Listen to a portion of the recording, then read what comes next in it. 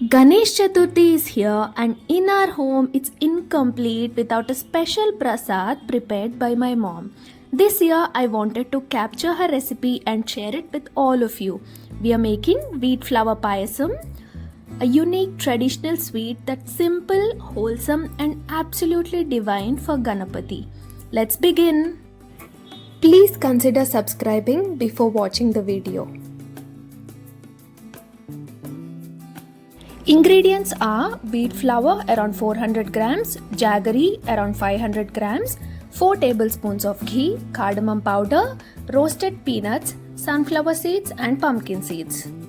You can add dry fruits of your choice. Prepping the dough. We start with 1 glass of wheat flour, about 200 grams. To this we add a spoon of ghee and knead it into a smooth dough. Just like chapati dough, adding little water as needed. Once the dough is ready, we coat it with a touch of ghee and let it rest for 15 minutes. Take a plate and dust it with dry flour. After resting, we take small portions of dough and roll them into mini noodles and tiny balls. This part is so much fun. I got to help mom here. These little pieces are the highlight of our payasam. To prevent sticking, we place them on a plate dusted with dry flour. Cover it with muslin cloth or newspaper. Make sure some air can flow. Mom always says never close it airtight, otherwise the flour may smell bad. With that, our first step is ready and we let it rest overnight. Next morning, take around 4 glasses of water and bring it to a boil. Once water boils, add 1 spoon of ghee and carefully drop in the mini noodles and tiny balls. Keep stirring in between so nothing sticks to the bottom.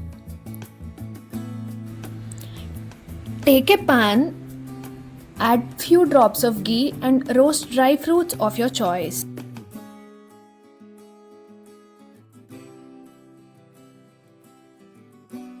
Now in another bowl, we mix 1 more glass of wheat flour around 200 grams with water, whisking well to make sure smooth lump-free paste.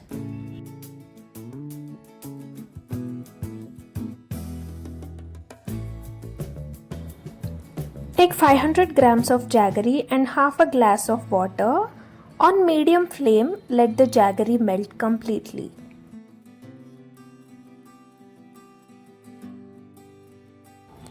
Keep checking the boiling water vessel to ensure it's completely cooked. Once the mixture is cooked, add the lump-free paste into the boiling vessel, slowly with constant stirring. This step gives our payasam its creamy, rich base. Keep stirring for 5 more minutes and let it cook well.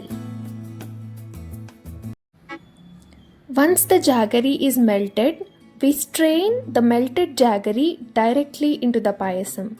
Straining ensures no dirt or lumps spoil the dish. Do not forget to stir well even while adding jaggery.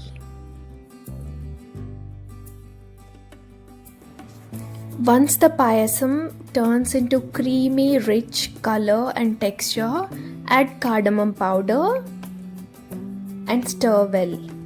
The aroma of cardamom and jaggery is just heavenly. Turn off the flame. For crunch and taste, we roast peanuts, remove their peel and split them. Peanuts are must in this recipe. They give such a beautiful bite. Along with peanuts, you can roast your favorite dry fruits in ghee. We have added sunflower seeds and pumpkin seeds for extra goodness. Finally, garnish the payasam with roasted nuts and seeds and add few drops of ghee. You can serve it hot right away or cool it in the refrigerator. Mom says it stays good for up to 3 days, and every time you serve it, you can add a little ghee and extra peanuts on the top for that fresh taste. And just like that, a Ganesh Chaturthi Prasad is ready. We offer this to Lord Ganesh and enjoy it together as a family. Do try this recipe in your home and let me know how it turned out. Wishing you and your family a blessed and joyful Ganesh Chaturthi. Thank you for watching till the end. Please consider subscribing if you liked the